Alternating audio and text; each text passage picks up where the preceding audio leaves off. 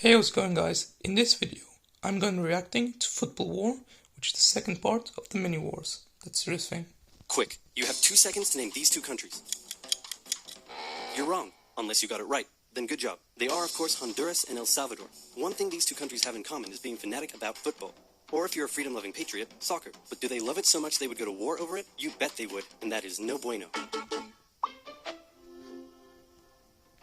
If you look at these 2 countries, you might notice one major difference, and that is that this one is a lot bigger than this one. However, this one had a larger population than this one, made up mostly of farmers, and there wasn't enough land for them to live and work on. So they started moving from El Salvador to Honduras in search of land, and by the 1960s, a huge number of illegal immigrants had crossed over the border from El Salvador.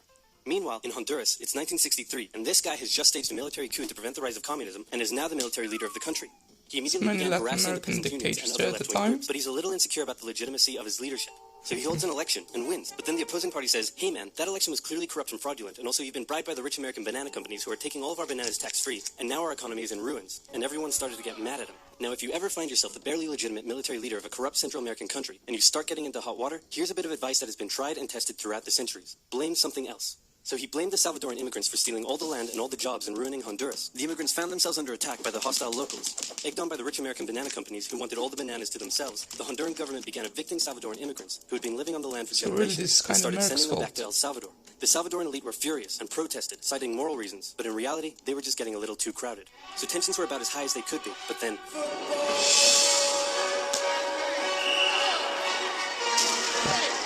Yeah, it's the things always 1970 World get Cup a little qualifiers, bit and both countries finished top of their qualifying table, so it was now time for them to play against each other in a series of matches. The first match took place in Honduras. The night before the game, Hondurans gathered outside the Salvadoran team's hotel, making noise and taunting them. The next day, Honduras defeated the exhausted Salvadorans with a late 90th minute goal.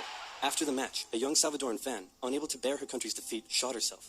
Disturbingly, the Salvadoran government glorified the incident and made her into a national hero. And at the next game, fans brought pictures of her to the stadium. Emotions were running high as the next match took place in El Salvador, and this time the tables were turned. The Hondurans had to endure a sleepless night in their hotel, and the next day, before the match started, instead of the Honduran flag, the Salvadorans raised a dirty rag. So great job at reducing tensions. El Salvador won decisively over the exhausted Hondurans, while spectators battled in the stands. Some Hondurans fled home in a bulletproof bus with rocks being thrown at them, and the Honduran coach reportedly told his players that they were lucky they lost. In response to the defeat, Hondurans began terrorizing the Salvadoran settlers even more, in some cases reportedly throwing them off their land and burning down their homes, and the immigrants began fleeing back to El Salvador. The final game in Mexico would decide who went to the World Cup. It was close, but El Salvador came out victorious, knocking Honduras out of the tournament.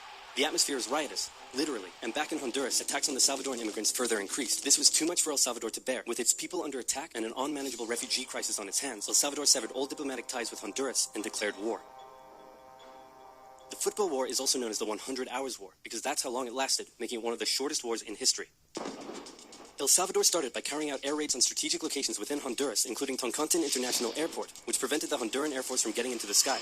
Then, with their superior army, they began an invasion along 2 major roads, complete with light tanks and infantry.